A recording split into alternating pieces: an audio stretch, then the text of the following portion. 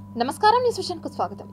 AP ముఖ్యమంత్రిగా నారా చంద్రబాబు నాయుడు ఉదయం 11:27 శుక్లపక్ష షష్ఠి తిథి వేళ కృష్ణా జిల్లా గన్నవరం మండలం కేసరిపల్లిలోని సభా ప్రాంగణంలో ప్రమాణ స్వీకారం చేశారు. చంద్రబాబుతో పాటు 24 మంది మంత్రులు కూడా ప్రమాణ స్వీకారం చేశారు.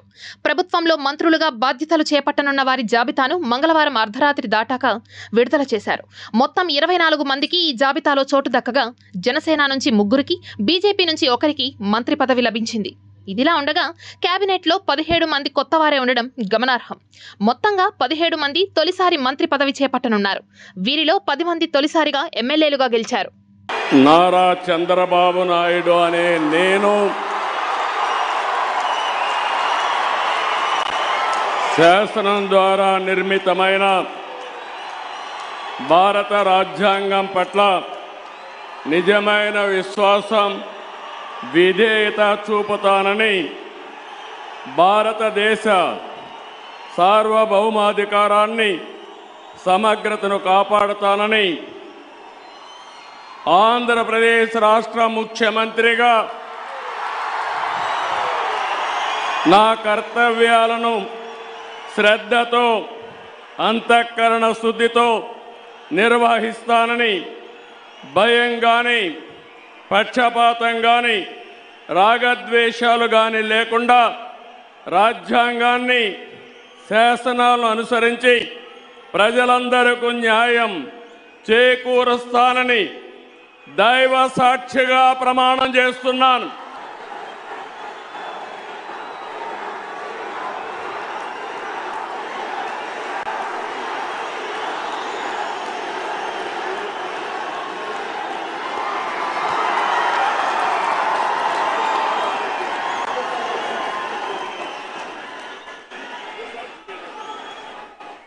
కొనిదాల పవన్ కళ్యాణ్ గారు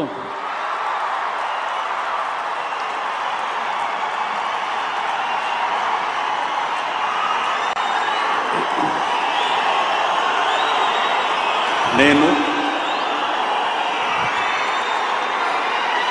కొనిదల పవన్ కళ్యాణ్ అనే నేను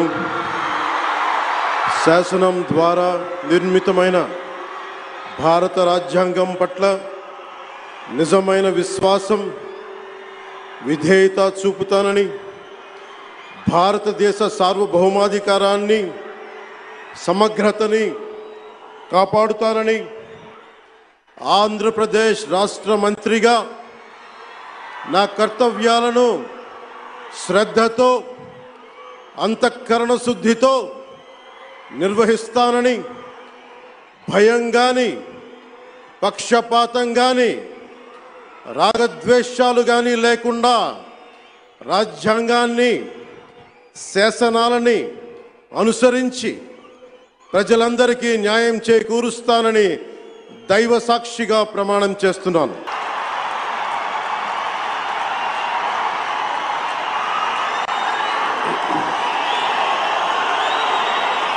నేను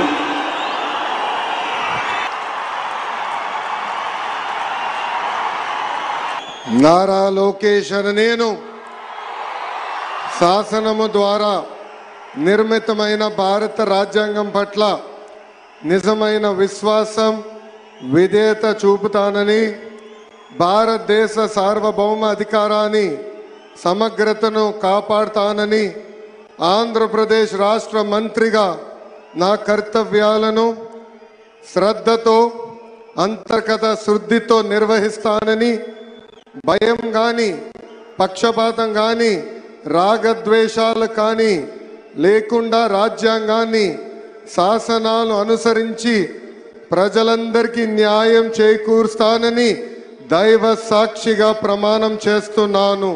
దేశ ప్రధాని మోడీతో మెగా బ్రదర్స్ కలయిక సెంటర్ ఆఫ్ అట్రాక్షన్ గా మారింది. ఏపీ మంత్రిగా జనసేన అధినేత సినీ నటుడు పవన్ కళ్యాణ్ ప్రమాణ స్వీకారం చేశారు. గవర్నర్ జస్టిస్ అబ్దుల్ నజీర్ జనసేనానితో ప్రమాణం చేయించారు. పవన్ ప్రమాణ స్వీకారం చేస్తున్న సమయంలో వేదిక మొత్తం దద్దరిల్లిపోయింది. మంత్రిగా ప్రమాణం చేసిన అనంతరం ప్రధాని నరేంద్ర మోడీ, గవర్నర్తో పాటు సీఎం చంద్రబాబు నాయుడుకు పవన్ ధన్యవాదాలు తెలిపారు.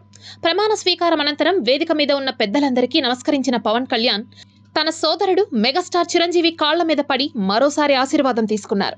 పక్కనే ఉన్న సీఎం చంద్రబాబు నాయుడు పీఎం నరేంద్ర మోడీ దగ్గరకు వెళ్లి ఆలింగనం చేసుకున్నారు. ఈ సందర్భంగా మెగా బ్రదర్స్ ఇద్దరిని ప్రధాని హత్తుకున్నారు. చిరంజీవి పవన్తో ప్రత్యేకంగా మాట్లాడారు. మెగా బ్రదర్స్ చేతులు పట్టుకొని ప్రధాని ప్రజలకు అభివాదం తెలిపారు.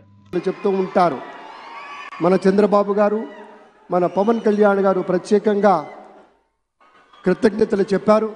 అలాగే వేదికకి కుడివైపునున్నటువంటి ప్రముఖులు అందరి దగ్గరికి కూడా పేరు పేరున వెళ్ళి పలకరిస్తున్నటువంటి శుభవేళ. పద్మభూషణ్ మన megastar Chiranjeevi, megastar power star, అటు మెగాస్టార్ ఇటు పవర్ స్టార్. ఇది అరుదైనటువంటి చిత్రం. అలాగే మన పెద్దలు బాలయ్య బాబు గారు,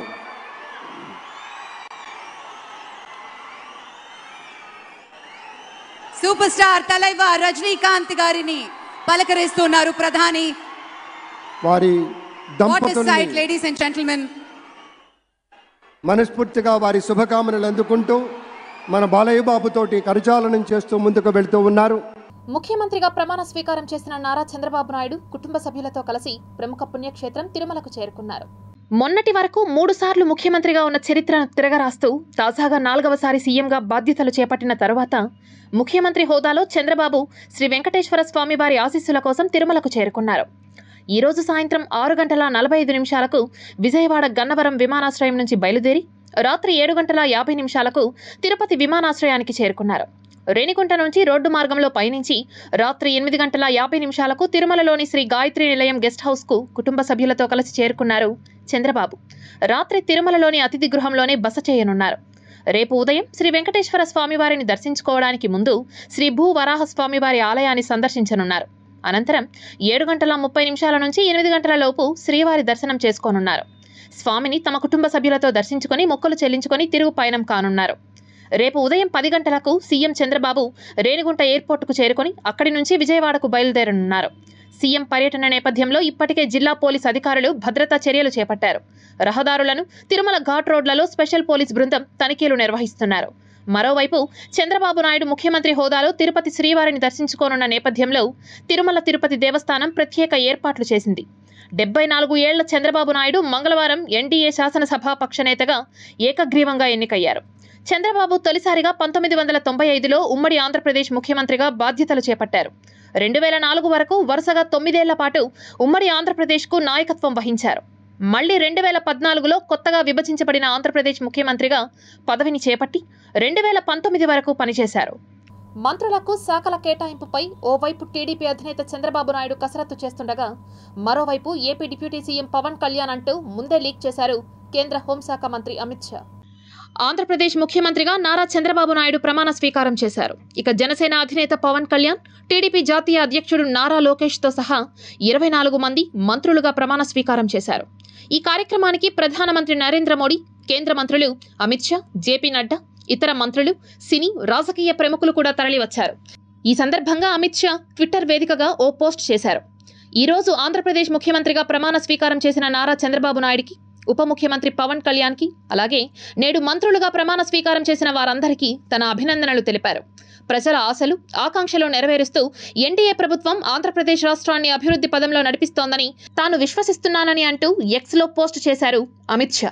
అంటే తన ట్వీట్లో పవన్ కళ్యాణ్ను ఏపీ డిప్యూటీ సీఎంగా పేర్కొన్నారు అమిత్ షా. కాగా ఏపీ సీఎం మంత్రుల ప్రమాణ స్వీకారానికి ఒకరోజు ముందే విజయవాడకు చేరుకున్న కేంద్ర హోంశాఖ మంత్రి అమిత్ షా, బీజేపీ జాతీయ చీఫ్ జేపీ నడ్డా టీడీపీ అధినేతతో కీలక సమావేశం నిర్వహించారు. మంత్రులు, వారికి శాఖల కేటాయింపుపై చర్చ జరిగింది. ఆ తరువాతే మంత్రుల జాబితాను టీడీపీ అధినేత చంద్రబాబు నాయుడు రిలీజ్ చేసిన సంగతి తెలిసిందే. మరోవైపు మెగాస్టార్ చిరంజీవి కూడా ఈ విషయాన్ని సోషల్ మీడియాలో ముందుగానే పేర్కొన్నారు. ఆంధ్రప్రదేశ్ ముఖ్యమంత్రిగా 4వసారి ప్రమాణ స్వీకారం చేసిన నారా చంద్రబాబు నాయుడికి, డిప్యూటీ సీఎం కొనిదెల పవన్ కళ్యాణ్కి, మిగతా మంత్రివర్గానికి హార్దిక శుభాకాంక్షలు తెలిపారు.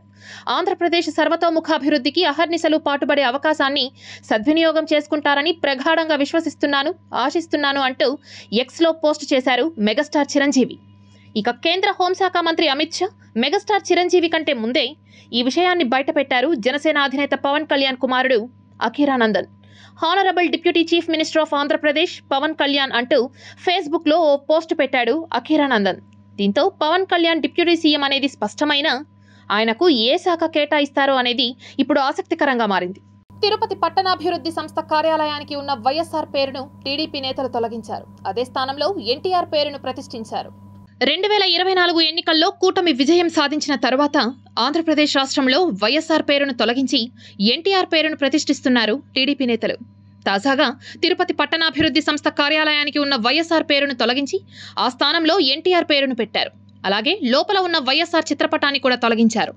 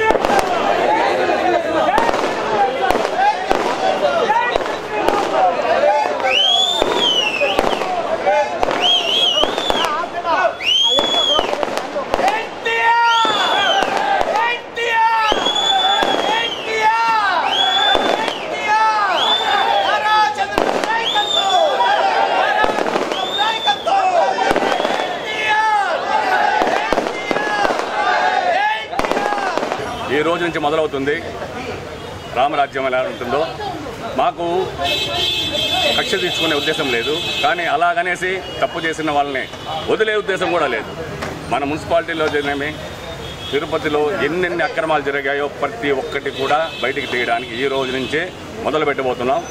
ఎవరెవరో తప్పులు చేశారో, అది అధికారులైనా కావచ్చు, టీడీపీ పక్క వైసీపీ నాయకులైనా కావచ్చు, ఎవరైనా సరే వాళ్ళు చేసిన అవినీతికి శిక్ష పడేంత వరకు కూడా మేము వదిలిపెట్టే ప్రసక్తే లేదు.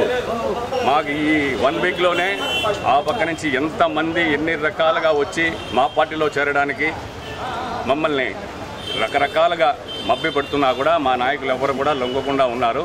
ముఖ్యంగా మా నాయకులు కూడా చెప్తున్నారు, మీరు ఇటువంటి పరిస్థితుల్లో కూడా లొంగొద్దండి, వాళ్ళ మాటలకు లొంగొద్దండి. ఎందుకంటే 5 సంవత్సరాలు మన కార్యకర్తలు శిక్షలు అనుభవించారు.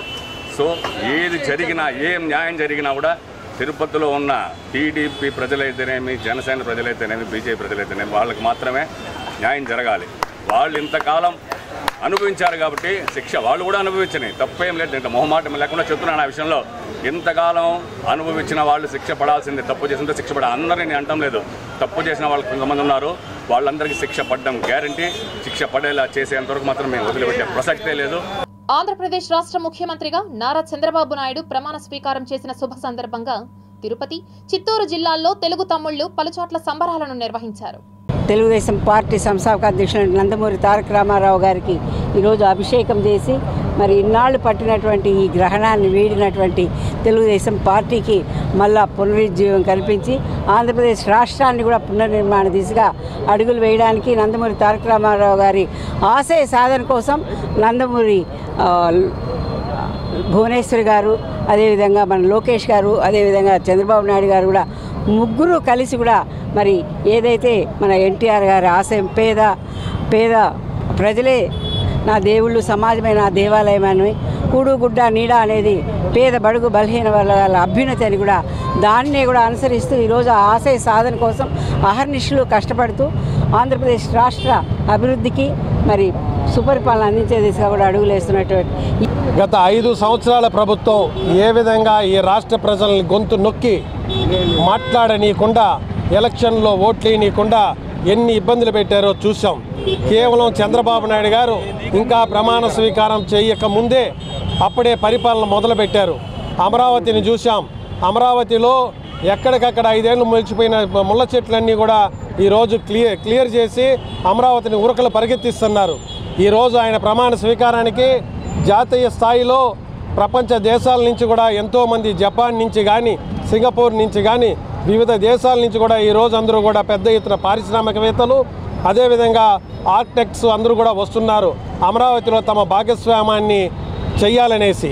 అది చంద్రబాబు నాయుడు గారు యొక్క పరిపాలనని తెలియజేసుకుంటూ చంద్రబాబు నాయుడు ఉమ్మడి మేనిఫెస్టోలు ఇచ్చినటువంటి ఉచిత బస్సు ప్రయాణం 2 రోజుల్లో మొదలవుతుంది.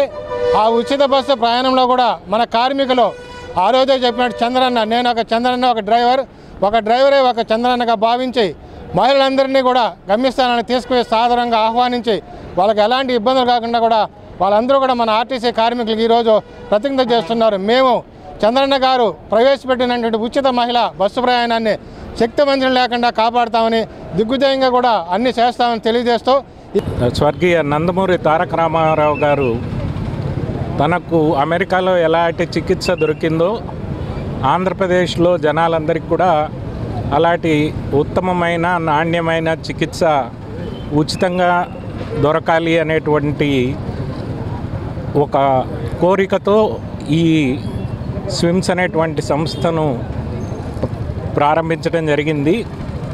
ఈ సంస్థ వారి ఆశయాలకు అనుగుణంగా ఈ కాలానికి అనుగుణంగా ఇతోధికమైనటువంటి అభివృద్ధి సాధించి వారు ఏదైతే సంకల్పించారో అంటే ప్రజలందరికీ కూడా చాలా ఉన్నతమైనటువంటి సూపర్ స్పెషాలిటీ వైద్యము ఉచితంగా అందాలి అనేటువంటి సంకల్పం ఏదైతే చేశారో అది నెరవేరుతుందని మనకు కొత్త ప్రభుత్వంలో అన్ని రకాల సహాయ సహకారాలు ప్రోత్సాహకాలు ఉంటాయని ఆశిస్తూ తిరుపతి శ్రీ తాతయ్యగుంట గంగమ్మ ఆలయంలో తెలుగుదేశం పార్టీ శ్రేణులు పెద్ద ఎత్తున విచ్చేసి అమ్మవారికి మొక్కులు చెల్లించుకొని ఆంధ్ర రాష్ట్రంలో ప్రజలు ఇచ్చిన మద్దతుతో 4వసారి ముఖ్యమంత్రిగా ప్రమాణ స్వీకారం చేసిన చంద్రబాబు నాయుడికి ఆయురారోగ్యాలు ప్రసాదించాలని 164 టెంకాయలు కొట్టి వేడుకున్నట్లుగా తెలిపారు. ఈ 5 సంవత్సరాలు కూడా రాష్ట్రంలోనే కాదు ప్రపంచంలోని తెలుగు ప్రజలందరూ కూడా ఎప్పుడెప్పుడు 2024 ఎన్నికల తర్వాత నారా చంద్రబాబు నాయుడు అనే నేను ముఖ్యమంత్రిగా ప్రమాణ స్వీకారం చేస్తున్నాను అన్న ఒక్క పదవి కోసం ఈ 5 సంవత్సరాలు ఎంతగా ఎదురు చూశారో ఆ శుభతరుణం ఇప్పుడు జరుగుతూ ఉంది. ఈ 5 సంవత్సరాల్లో కూడా రాష్ట్ర ప్రజల్ని అనేక రకాలుగా ఇబ్బందులకు గురి చేసి వ్యవస్థలన్నింటినీ కూడా నాశనం చేసి ఈరోజు రాష్ట్రాన్ని భ్రష్టు పట్టించిన జగన్మోహన్ రెడ్డికి ప్రజలు బుద్ధి చెప్తూ ఈ ఉమ్మడి కూటమికి 164 సీట్లు ఇవ్వడం పట్ల రాష్ట్రంలోనే కాదు దేశంలో కాదు ప్రపంచంలోని తెలుగు వారందరూ కూడా తమ సంతోషాన్ని తెలియజేస్తూ ఈరోజు అభివృద్ధి పదంలో నడిపించగలిగిన ఏకైక వ్యక్తి చంద్రబాబు నాయుడు గారని కూడా ప్రజలు విశ్వసిస్తున్నారు. రాబోయే తరాల భవిష్యత్తు బాగుండాలా, మన బిడ్డల భవిష్యత్తు బాగుండాలా, ఇవన్నీ అభివృద్ధి పదంలో తీసుకెళ్లాలంటే మోడీ గారి సహకారం కావాలి. దాంతోపాటు ఈ రాష్ట్రంలో ఉన్నటువంటి ప్రముఖ దేవస్థానం అయినటువంటి గంగమ్మ తల్లి ఆశీస్సులు, అదేవిధంగా శ్రీవారి ఆశీస్సులు మెండుగా, వెంకటేశ్వర స్వామి ఆశీస్సులు మెండుగా చంద్రబాబు గారికి కల్పించి ఈ రాష్ట్రం ముందుకు తీసుకెళ్లే దాంట్లో ప్రధాన పాత్ర పోషించేదానికి వాళ్ళకి ఆయుస్సు, ఆరోగ్యం, ఐశ్వర్యం కల్పించాలని చెప్పి కూడా ఈరోజు మొక్కులు తీర్చుకోవడం జరిగింది. కాబట్టి అందరూ కూడా ఈ 5 సంవత్సరాలలో పడిన బాధలు బందీలన్నీ కూడా వదిలేసి సుఖ సంతోషాలతో జీవించాలని చెప్పి కూడా అమ్మవారిని ప్రార్థించడం జరిగింది. ఆధ్యాత్మిక క్షేత్రాల్లో పర్యాటకుల సంఖ్య భారీగా పెరుగుతోంది. ముఖ్యంగా కలియుగ దైవం కొలువైన తిరుమల తిరుపతి క్షేత్రంలో భక్తుల రద్దీ అనూహ్యంగా పెరిగింది. వైకుంఠం క్యూ కాంప్లెక్స్ లోని కంపార్ట్మెంట్లు, నారాయణగిరి షెడ్లు సర్వదర్శనం భక్తులతో నిండిపోయాయి. స్వామివారి దర్శనం కోసం భక్తులు క్యూ లైన్లో కూర్చొని ఎదురు చూస్తున్నారు. అన్ని కంపార్ట్మెంట్లు భక్తులతో నిండిపోవడంతో క్యూ లైన్లు ఏకంగా కృష్ణతేజ గెస్ట్ హౌస్ మీదుగా రింగు రోడ్లోని శిలాతోరణం వరకు బారులు తీరాయి. క్యూ లైన్లలో ఉన్న భక్తులు ఎటువంటి ఇబ్బందులు పడకుండా ఆహారం, త్రాగునీరు, పాలను అందిస్తున్నారు. మరోవైపు తిరుమలలో వసతి గృహాలు దొరకక భక్తులు తీవ్ర ఇబ్బందులు పడుతున్నారు. శ్రీవారి సర్వదర్శనానికి 20 గంటల సమయం పడుతోంది. 300 రూపాయల టికెట్లు ఉన్న భక్తులు శ్రీవారిని దర్శించుకునేందుకు 4 గంటల సమయం పడుతోందని టీటీడీ తెలిపింది. సర్వదర్శనం క్యూ లైన్లలోకి భక్తులను టీటీడీ అనుమతించలేదు. బుధవారం ఉదయం నుంచే శ్రీవారి సర్వదర్శనానికి భక్తులను టీటీడీ క్యూలోకి అనుమతించింది. శ్రీవారి ఆలయ ప్రాంతంతో పాటుగా మాడవీధులు, అఖిలాండం, లడ్డూ కౌంటర్, అన్నప్రసాద కేంద్రం, లేపాక్షి సర్కిల్, బస్టాండ్ ఇలా కొండ మీద ఇసుక వేస్తే నేల రాలదు అన్న చందంగా ఎక్కడ చూసినా భారీ సంఖ్యలో భక్తులు కనిపిస్తున్నారు. ఇదిలా ఉండగా నిన్న శ్రీవారిని 64,115 మంది భక్తులు దర్శించుకున్నారు. 32,711 మంది భక్తులు తలనీలాలు సమర్పించి తమ మొక్కులు చెల్లించుకున్నారు. స్వామివారికి 4,23,00,000 రూపాయల హుండీ ఆదాయం లభించింది. అధికారులకు ప్రజలకు వారధిగా ఉన్న జీటీపీఎల్ సిటీ కేబుల్ ప్రసారం చేసిన కథనానికి స్పందన లభించింది. ఇటీవల కురిసిన భారీ వర్షాలకు ఈదురుగాలులకు తిరుపతి బస్టాండ్ సమీపంలోని సామవాయి రోడ్లో జాతీయ జెండా చిరిగిపోయి పక్కన పెట్టారు అనే వార్తా కథనానికి సంబంధిత అధికారుల నుంచి మంచి స్పందన లభించింది. యాత్రికులు, స్థానికులు యువతలో దేశభక్తిని పెంపొందించేలా నగరపాలక సంస్థ అధికారులు జాతీయ జెండాను ఏర్పాటు చేసిన సంగతి అందరికీ తెలిసిందే. అయితే వర్షాల కారణంగా చిరిగిపోయి ఒరిగింది అనే కథనానికి అధికారుల నుంచి స్పందన లభించడం శుభపరిణామం. నిత్యం తిరుమల శ్రీ వెంకటేశ్వర స్వామి వారి దర్శనార్థం వచ్చేటటువంటి యాత్రికులలో, స్థానికులలో దేశభక్తిని పెంపొందించేలా అధికారులు చిరిగిపోయిన జాతీయ పతాకాన్ని నేడు రెపరెపలాడేలా చర్యలు చేపట్టారు. ఈ సందర్భంగా వార్తా కథనాన్ని ప్రసారం చేసిన జీటీపీఎల్ టెలికాం సిటీ కేబుల్ యాజమాన్యానికి, సంబంధిత సిబ్బందికి నగరపాలక సంస్థ అధికారులు కృతజ్ఞతలు తెలిపారు. కోరిన కోర్కెలను తీర్చే కల్పవల్లిగా విరాజిల్లుతున్న చిగురవాడ శ్రీ ముత్యాలమ్మ జాతర వేడుకలు ఘనంగా ముగిశాయి. చిగురవాడ గ్రామంలోని శ్రీ ముత్యాలమ్మ అమ్మవారి ఆలయంలో అమ్మవారికి వివిధ అలంకరణలు చేసి ప్రత్యేక పూజలు నిర్వహించి భక్తులకు దర్శన భాగ్యం కల్పించారు. అష్టోత్తర శత కలశాభిషేకం, శ్రీ వినాయక స్వామి మరియు నాగదేవతల మహాకుంభాభిషేక కార్యక్రమాలను ఆలయంలో నిర్వహించి చివరి రోజులో భాగంగా గ్రామంలోని మహిళలు పెద్ద ఎత్తున హారతులతో ఆలయానికి చేరుకుని పూజలు నిర్వహించారు. ఈ సందర్భంగా ఆలయ పూజారి సిటీ కేబుల్తో మాట్లాడుతూ అమ్మవారి వేడుకలను ఎంతో అంగరంగ వైభవంగా నిర్వహించి చుట్టుపక్కల గ్రామాల ప్రజలు సైతం మెచ్చుకునేలా వేడుకలను ఘనంగా నిర్వహించామని తెలిపారు.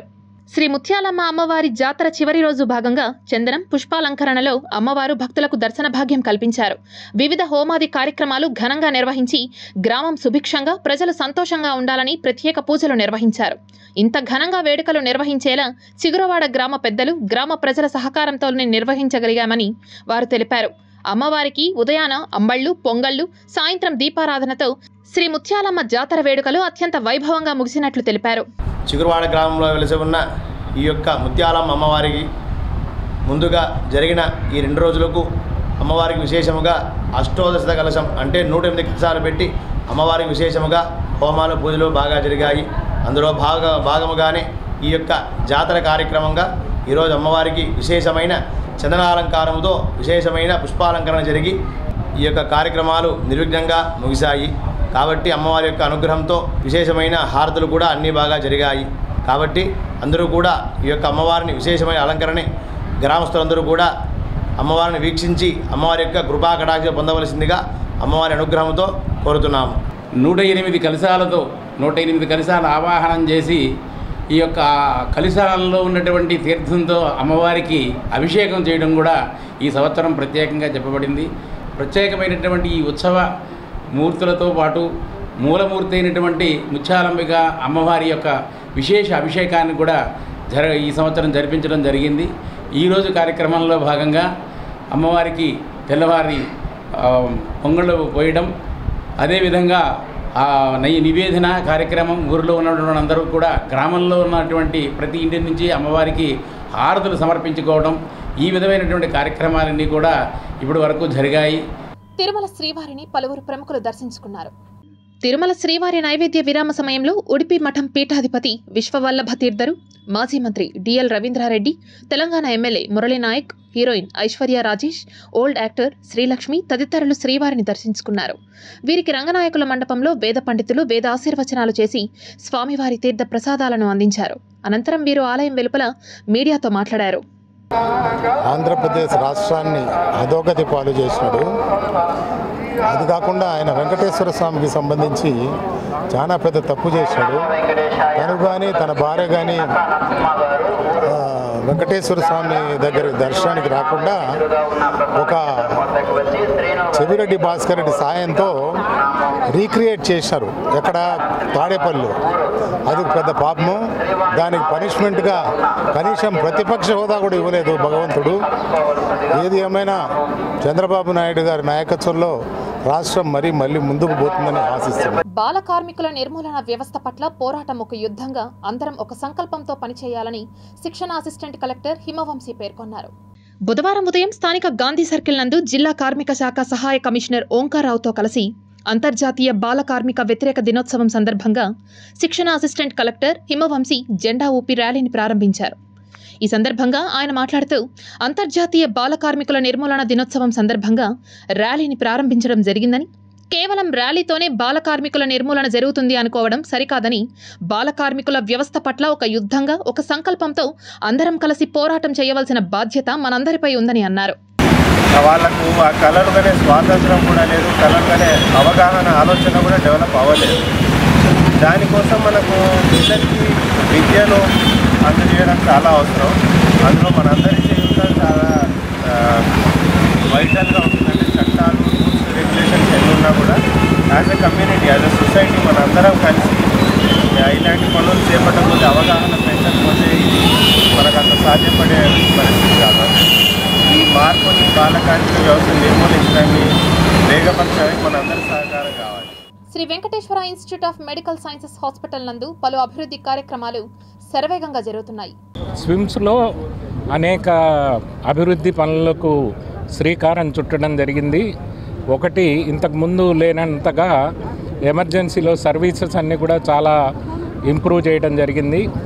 అలాగే గుండె ఆపరేషన్లు ఇంతకుముందు కొంతకాలం ఆగిపోయి ఉన్నాయి, అవన్నీ కూడా మళ్ళీ మొదలుపెట్టి దాదాపు 150 గుండె ఆపరేషన్లు చేశాము. అంతేకాకుండా హార్ట్ ట్రాన్స్ప్లాంటేషన్ కూడా జరిగింది. అలాగే ప్రభుత్వ రంగంలో మొట్టమొదటిసారిగా లివర్ ట్రాన్స్ప్లాంటేషన్ కూడా ఇక్కడ జరగడం జరిగింది. అలాగే క్యాన్సర్ సెంటరు శరవేగంతో పనులు పూర్తి అవుతున్నాయి. ఇంకొక 3 నెలల్లో మొత్తము భారతదేశంలోనే ఒక అత్యుత్తమైనటువంటి క్యాన్సర్ సెంటర్ మన స్విమ్స్ పరిధిలో ఏర్పడబోతూ ఉన్నది. వీటన్నిటికి కూడా మనకు ఈ కొత్త ప్రభుత్వం యొక్క సహాయ సహకారాలతోటి, ప్రోత్సాహంతో మరింత మెరుగైన సేవలు ప్రజలకు అందిస్తామని మేమందరం కూడా ఇక్కడ పునరంకితమవుతూ ఉన్నాం. తికమక సూచిక బోర్డులతో తిరుపతి నగరవాసులు తీవ్ర ఇబ్బందులకు గురవుతున్నారు. తిరుపతి నగరంలో మున్సిపాలిటీ పరిధికి సంబంధించినటువంటి 50 వార్డులు ఉంటే 50 వార్డులు విషయ సూచికకి సంబంధించినటువంటిది, ఏ వీధికి ఎలా పోవాలి అనే ఒక బోర్డుకు సంబంధించినటువంటి సూచిక బోర్డును ఏర్పాటు చేయడంలో మున్సిపాలిటీ చాలా తీవ్రమైనటువంటి వైఫల్యం చెందింది.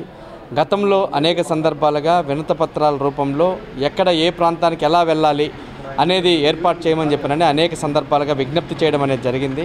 కానీ దాన్ని పెడచెవున పెట్టడం అనేది కూడా జరిగింది. ఇప్పటికైనా మున్సిపాలిటీ అధికారులు మేల్కొని ఏ వీధి నుంచి ఎలా వెళ్ళాలి, ఏ డోర్ నెంబర్లో ఎక్కడి నుంచి ఎక్కడి దాకా ఎండ్ అవుతుంది అని చెప్పిన విషయాన్ని కనుక చేయగలిగితే చాలామందికి పోస్ట్ మ్యాన్స్కి కానీ, లేకపోతే ఇతర నుంచి సుదూర ప్రాంతాల నుంచి వచ్చే ప్రజలకు కానీ, లేకపోతే అక్కడ ఉన్నటువంటి కొరియర్ బాయ్స్కి కానీ, లేకపోతే ఇట్లా అనేక మంది వాళ్ళకందరికి కూడా ఉపయోగపడడానికి ఆస్కారం ఉంది. కాబట్టి దాని విషయ సూచిక బోర్డులను ఏర్పాటు చేయాల్సినటువంటి బాధ్యత ఈరోజు మున్సిపాలిటీ అధికారుల పైన ఉంది అని చెప్పిన విషయాన్ని విజ్ఞప్తి చేస్తా ఉన్నాం. ఇట్లా అలిపిరి ఇట్లా ఏదైతే ఇప్పుడైతే ప్రధానమైన గుడులు, గోపురాలు ఏవైతే ఉన్నాయో వాటికి సంబంధించి అందుకు యాత్రికులు వస్తారు కాబట్టి అందరికి సంబంధించి సూచిక బోర్డు ఏర్పాటు చేస్తే వెళ్ళడానికి కూడా బాగుంటుంది. ఇంకా తిరుపతిలో ఉన్నటువంటి వాళ్ళకి సంబంధించి కూడా 50 వార్డులకు సంబంధించి కూడా గ్రామాల పేరు, తను ఏరియాల పేర్లు మొత్తం కూడా అలా సూచిక బోర్డులు పెడితే బాగా ఉంటుంది. కనుక్కోవడానికి ఇది ఈ పరిధి ఈ ఏరియాకి వస్తుంది అని చాలామందికి ఒత్తిడి. తిరుపతిలో నివాసం, యాలతర నివాసం ఉన్నటువంటి తిరుపతిలో ఉన్న స్థానికులకు కూడా ఈ ఏరియా ఏ పరిధిలోకి వస్తుంది, ఈ ఏరియా పరిధిలోకి వస్తుంది, పని ఈ వార్డు ఏ పరిధిలోకి వస్తుందని కూడా ఇప్పుడు చాలామందికి తెలియని పరిస్థితి ఉంది. కాబట్టి వెంటనే తిరుపతిలో ఉన్నటువంటి మున్సిపాలిటీ అధికారులు, అన్ని మున్సిపాలిటీ అధికారులు తక్షణం స్పందించి సూచిక బోర్డులు అన్ని 56 సూచిక బోర్డులు ఏర్పాటు చేయాలి. దేశ సరిహద్దుల్లో ఉగ్రవాదులు తరచూ దాడులకు దిగుతున్నారు. జమ్మూ కాశ్మీర్లోని దోడాలో ఆర్మీ పోస్టుపై ఉగ్రమూకలు దాడి చేశాయి. ప్రస్తుతం ఉగ్రవాదులు భద్రతా సిబ్బంది మధ్య ఎదురు కాల్పులు కొనసాగుతున్నాయని పోలీసులు చెప్పారు. అయితే ఈ కాల్పుల్లో 2 జవానులు గాయపడినట్లుగా తెలుస్తోంది. దీనికి ముందు కథువా జిల్లాలో ఉగ్రవాదులు జరిపిన కాల్పుల్లో ఒకరు మరణించగా మరో 2 తీవ్రంగా గాయపడ్డారు. ఈ ఘటన జరిగిన కొన్ని గంటలకే మరో ఉగ్రదాడి జరిగింది. అలాగే 3 రోజుల క్రితం ప్రయాణికులతో వెళ్తున్న టూరిస్టు బస్సుపై ఉగ్రవాదులు కాల్పులు జరిపారు. ఈ సమయంలో డ్రైవర్ వారి నుంచి తప్పించుకోవడంతో ఆ బస్సు లోయలో పడిపోయింది. అప్పుడు జరిగిన ఆ దాడిలో 9 మంది ప్రయాణికులు చనిపోగా 40 మందికి పైగా ప్రయాణికులు గాయపడ్డారు. అయితే మంగళవారం సాయంత్రం కథువా జిల్లాలోని అంతర్జాతీయ సరిహద్దు సమీపంలోని ఒక గ్రామంపై దాడి చేసి ఒక పౌరుణ్ణి గాయపరిచిన దాగి ఉన్న ఉగ్రవాదులను బయటకు తీయడానికి భద్రతా దళాలు భారీ ఆపరేషన్ చేపట్టారు. కథువా ఆపరేషన్లో పాకిస్తాన్కు చెందిన ఓ ఉగ్రవాది భద్రతా బలగాల చేతిలో హతమైనట్లుగా పోలీసులు పేర్కొన్నారు. ప్రస్తుతం ఉగ్రవాదులను పట్టుకునేందుకు ఇండియన్ ఆర్మీ సెర్చ్ ఆపరేషన్ కొనసాగిస్తోందని, కథువా జిల్లాలోని చరిత్రగల ఏరియాలో 4 రైఫల్స్ పోలీసుల సంయుక్త పోస్టుపై ఉగ్రవాదులు కాల్పులు జరిపినట్లుగా అదనపు director general of police Anand Jain మీడియాకు వెల్లడించారు. తమిళనాడులోని ఓ టెంపుల్లో చోరీకి గురైన సుమారు 500 ఏళ్ల నాటి కాంస్య విగ్రహాన్ని భారత్కు తిరిగి ఇచ్చేందుకు బ్రిటన్లోని ప్రతిష్టాత్మక ఆక్స్ఫర్డ్ యూనివర్సిటీ అంగీకరించింది. 16వ శతాబ్దానికి చెందిన తమిళ కవి స్వామీజీ తిరుమంకై ఆళ్వార్ కాంస్య విగ్రహాన్ని బ్రిటిషర్లు తమిళనాడులోని ఓ గుడి నుంచి దొంగలించి పట్టుకుపోయారు. దాన్ని ఆక్స్ఫర్డ్ యూనివర్సిటీలోని ఆష్మోలియన్ మ్యూజియం సోథెబీ వేలంలో డాక్టర్ జేఆర్ బెల్మాంట్ అనే వ్యక్తి నుంచి కొనుగోలు చేసింది. అప్పటి నుంచి అది ఆష్మోలియన్ మ్యూజియంలోనే ఉంది. ఈ విగ్రహం పుట్టు పూర్వోత్తరాల గురించి గత ఏడాది ఒక స్వతంత్ర పరిశోధకుడు తమకు సమాచారం అందించారని, ఆ తర్వాత భారత హైకమిషన్ను అప్రమత్తం చేశామని ఆష్మోలియన్ మ్యూజియం పేర్కొంది. ఆ క్రమంలో తిరుమంకై ఆళ్వార్ కాంస్య విగ్రహాన్ని తిరిగి తమకు అప్పగించాలని మ్యూజియం మేనేజ్మెంట్ను భారత ప్రభుత్వం అధికారికంగా అభ్యర్థించింది.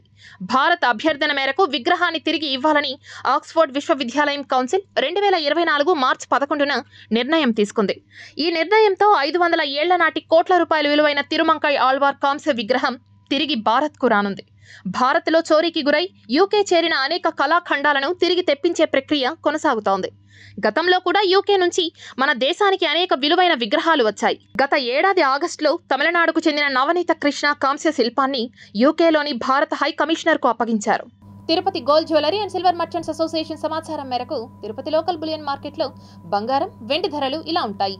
24 క్యారెట్ల అపరంజి బంగారం 10 గ్రాముల ధర 73,850 రూపాయలు. 22 క్యారెట్ల బంగారం 1 గ్రాము ధర 6,615 రూపాయలు. వెండి 1 కేజీ ధర 90,800 రూపాయలు.